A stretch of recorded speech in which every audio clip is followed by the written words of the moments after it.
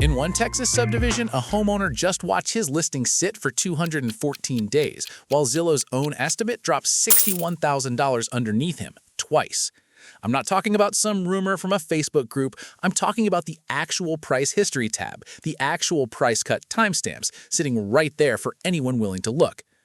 Here's the part that should bother you.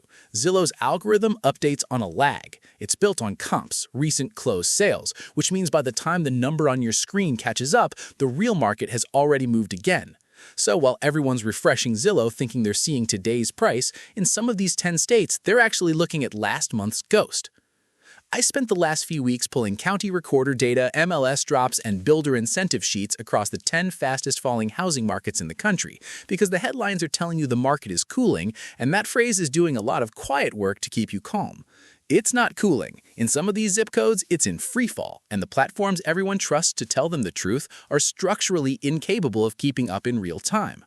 If you're a renter waiting for prices to make sense, a buyer terrified of catching a falling knife, or someone just trying to figure out if your own home is worth what you think it is, stay with me, because state number 10 alone will make you question every hot market headline you've read this year. And by the time we get to number 1, you'll understand why some sellers are quietly panicking before their neighbors even notice. Here's exactly what's about to happen. Over the next few minutes, I'm walking you through 10 states where home prices are collapsing faster than Zillow, Redfin, and the local MLS can accurately track them, ranked from concerning to genuinely alarming using real closed sale data, not estimated value guesses. This isn't a list of struggling small towns nobody's heard of. Some of these are states you were told were safe, growing, or recession-proof by the same real estate influencers who profit when you buy. I'm not selling you a course, a coaching call, or a how to invest in distressed property webinar. I'm showing you the data and letting you decide what to do with it. Each state on this list gets worse than the one before it, and I mean that literally, in dollar terms. State number 10 will already surprise you. By state number 5, we hit markets where entire subdivisions are sitting empty with price cuts every 2 weeks. And state number 1 involves a number so extreme that when I first cross-checked it against county records, I assumed it was a data error. It wasn't. Along the way, I'll show you the exact warning signs that predicted each collapse, the kind of signals that give buyers leverage, tell renters when to wait, and tell homeowners when it's time to stop watching Zillow and start watching the actual comps. If you've ever felt like the housing market you read about in headlines doesn't match what you're seeing with your own eyes, you're not wrong. Let's start with number 10. Before we get into number 10, if you're someone who's renting, relocating, buying, or just trying to figure out if the ground is shifting under your own home's value, hit subscribe now. Not for me, for the algorithm. Channels like this one get buried the moment the platforms decide Housing Truth is too negative for the front page, and the only way this data keeps reaching people is if enough of you are already locked in before that happens. Drop a comment right now with your state, even if it's not on this list. I read every one, and honestly, some of the wildest local stories I've found for future videos came straight from comment sections, not from any dataset. If your neighborhood is doing something weird, homes sitting for months, price cuts nobody's talking about, builders quietly slashing incentives, say so. That's often the first sign a place is about to show up on a list exactly like this one. Okay, comps pulled, price cut history checked, county records cross-referenced. Let's start with the state that kicks off this list, number 10, and I promise you it's not the one you're expecting. Number 10. Boise, Idaho. Boise was the poster child of the pandemic boom. Remote workers fleeing California, prices doubling in 2 years, bidding wars over ranch houses that used to sit unsold for months. Now, local MLS data shows median list-to-sale gaps widening, with homes averaging 90-plus days on market compared to under 2 weeks in 2021. Builders in the outer subdivisions are quietly offering rate buy-downs and free upgrades just to move inventory. But here's what nobody tells you. A lot of those sold numbers you see on Zillow are stale by weeks because they're pulling from county recordings that lag actual contract dates. The real story is in the price cut history, and in Boise, price cuts are stacking 2 and 3 deep on the same listing. One local Redditor put it bluntly, bought at the peak, now watching my equity evaporate faster than my landscaping budget. Picture this. You're driving through a brand new Boise subdivision on a Tuesday afternoon. Sprinklers running on empty lawns, now selling flags flapping next to houses that have sat finished for 6 months. It's quiet. Too quiet for a market that was supposedly unstoppable 18 months ago.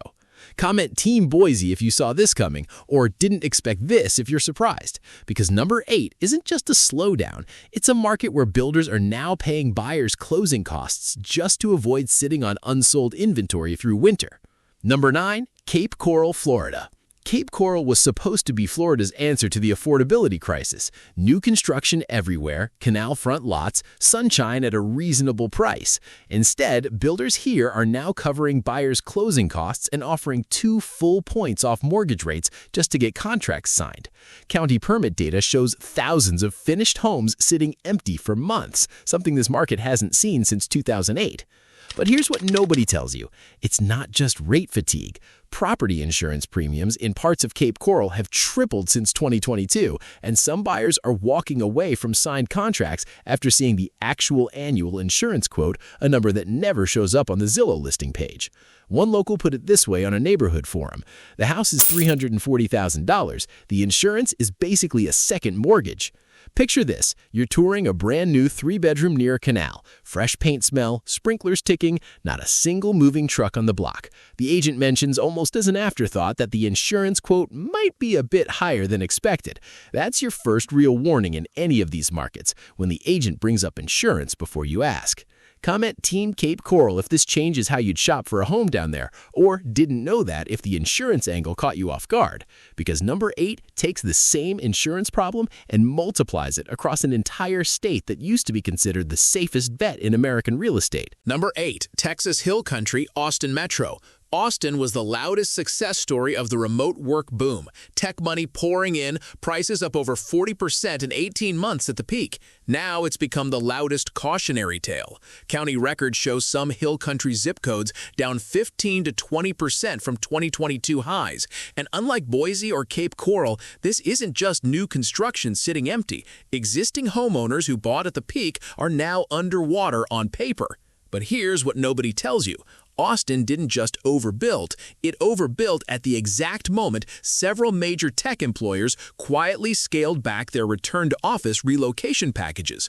The buyers this market was built for stopped showing up, and the supply kept coming anyway. One agent told a local outlet off the record that entire streets of luxury spec homes were being relisted at a loss before they'd even had a first open house. Picture this. You're walking a subdivision built for the influx that never fully arrived. Half-finished landscaping, a price-improved sign on a home that's been reduced 3 times. Somewhere, a homeowner who bought in 2022 is doing math they didn't expect to be doing this soon. Comment Team Austin if you called this 2 years ago, or didn't see this coming if you're stunned it's Austin on this list. Because number 7 is where declining prices stop being about oversupply and start being about people leaving entire regions faster than anyone's willing to admit publicly. Number 7, Maricopa County, Arizona, outer Phoenix suburbs. Phoenix's outer suburbs, the sprawl belt of Buckeye, Maricopa, and Queen Creek, were built on a simple bet. People will keep moving to the desert for cheap land and new construction. That bet is now cracking. Building permit data shows these outer suburbs added housing stock faster than population growth could absorb it, and several master-planned communities are sitting at less than half capacity 2 years after breaking ground. But here's what nobody tells you. This isn't a demand problem, it's a water problem hiding as a demand problem. Groundwater restrictions in parts of this region have quietly halted new development approvals altogether, which means some of these half-built communities may never actually finish. Buyers who purchased lots on the promise of Phase 2 amenities are now sitting next to unbuilt phases with no timeline. A local put it plainly in a community Facebook group. "We bought the dream, now we're the only house on the block with a finished driveway." Picture this, streetlights installed along roads with no houses yet, a community pool fenced and empty waiting for a phase that stalled, silence where a sales office used to have a line out the door. Comment Team Phoenix Suburbs if the water angle surprises you, or saw it coming if you already knew.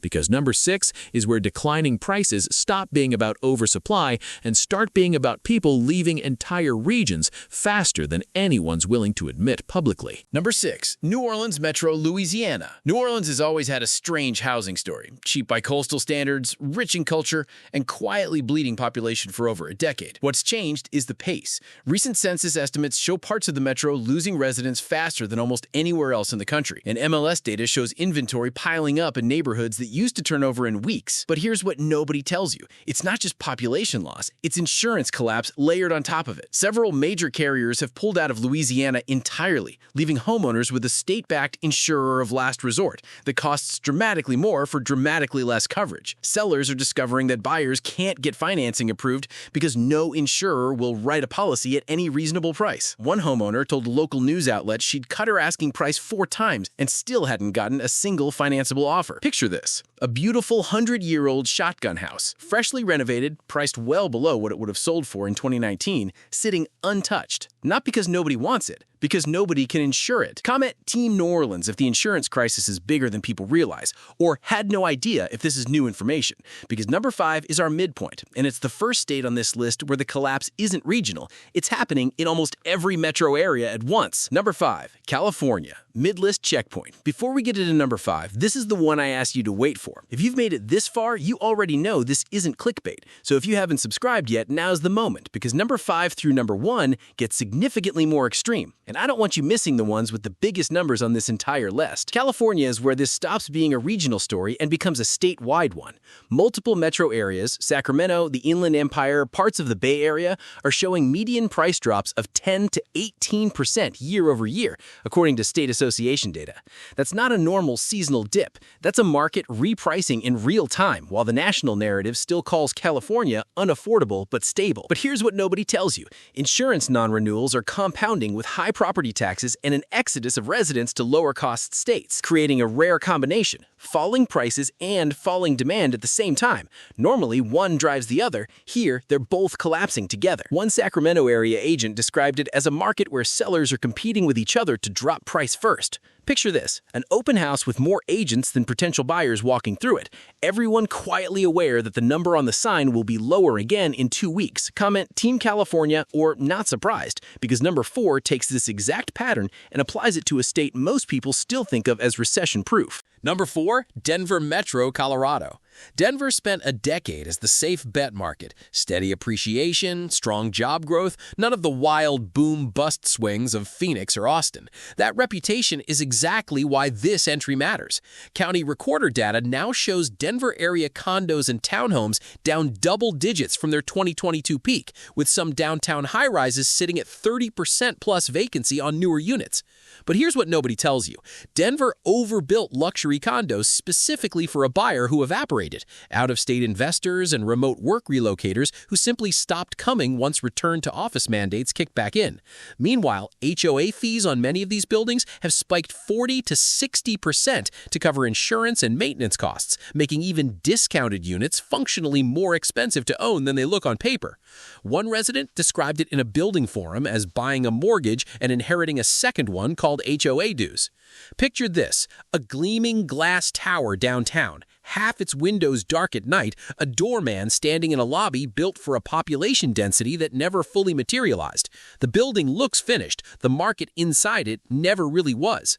Comment Team Denver if the HOA angle is the real story here, or called it if you saw the condo overbuild coming. Because number 3 is where this list stops being about oversupply entirely and becomes about a state witnessing residents needing about supply faster than it can give away houses. Number 3, Atlanta Metro, Georgia. Atlanta absorbed more institutional investor money than almost any metro in the country during the pandemic. Hedge funds and iBuyers scooping up entire subdivisions to rent out. Now those same investors are exiting, and MLS data shows a wave of bulk-listed rental homes hitting the market simultaneously in several counties, creating localized gluts that didn't exist 2 years ago. But here's what nobody tells you. When an institutional landlord decides to exit a market, they don't sell one house at a time. They sell dozens, all at once, all priced to move fast. That kind of coordinated selling doesn't show up as market trends on Zillow. It shows up as sudden, unexplained price cliffs on entire streets, because the seller isn't a family, it's a portfolio.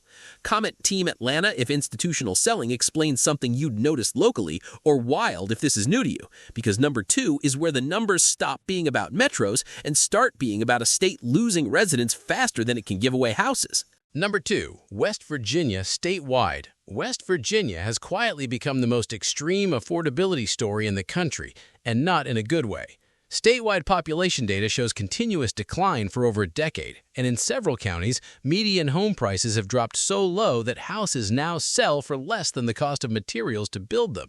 This isn't a slowdown. It's a market where demand has structurally collapsed. But here's what nobody tells you. Cheap isn't the same as valuable.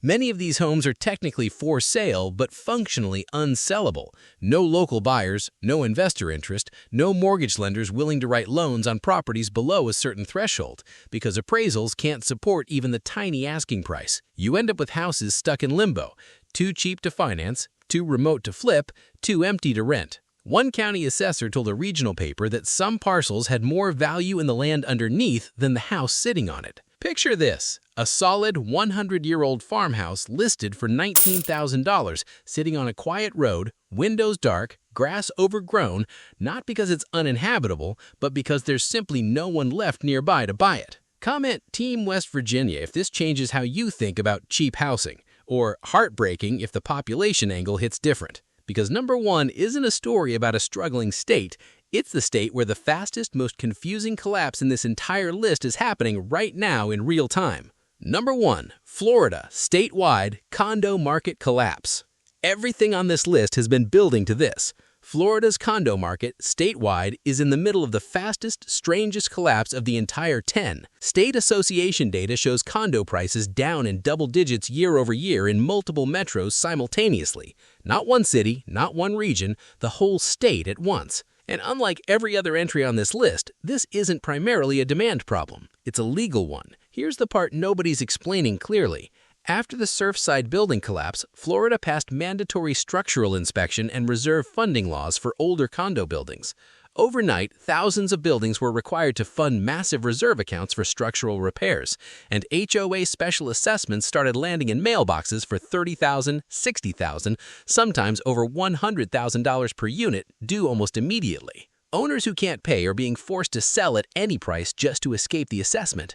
Buyers who understand this are refusing to touch older buildings at all, no matter how cheap the sticker price looks. A Miami area agent put it bluntly to a local outlet. The actual price of a $200,000 condo now, once you factor the assessment, can be closer to $300,000, but you'd never know that from the listing. Picture this, a beachfront condo listed 25% below last year's price, the ocean view still perfect, the building still standing, and a 5-figure assessment notice sitting unopened on the seller's kitchen counter, which is the real reason it's for sale. Comment Team Florida if you knew about the assessments, or this explains so much if you didn't. Here's the part almost nobody in real estate content will tell you, because it doesn't make for a flashy headline. The single biggest leverage point in every market on this list isn't the price. It's the assessment, the insurance quote, or the HOA disclosure sitting quietly in the paperwork nobody reads before making an offer. Most buyers negotiate on list price. Smart buyers in 2026 are negotiating on the number that shows up after closing. The insurance renewal, the special assessment, the HOA increase already filed but not yet enforced. Ask for a full HOA estoppel letter and the last 3 years of assessment history before you write an offer, not after. Ask for the actual annual insurance quote, not an estimate, before you fall in love with a listing photo. That single request has quietly killed more great deals than any market crash ever will, and sellers who know their building has a problem are counting on you not asking. That's the real story underneath every one of these 10 states. It was never just about falling prices. It's about what falling prices are hiding. And the buyers, renters, and homeowners who ask the boring paperwork questions are the ones who come out ahead while everyone else is still refreshing Zillow. If this opened your eyes to something in your market, subscribe, because next time we're going state by state into exactly which paperwork to request before you sign anything, and which 3 words in an HOA disclosure should make you walk away immediately. Drop your state in the comments. I read every one, and some of you are sitting on the next video without even realizing it.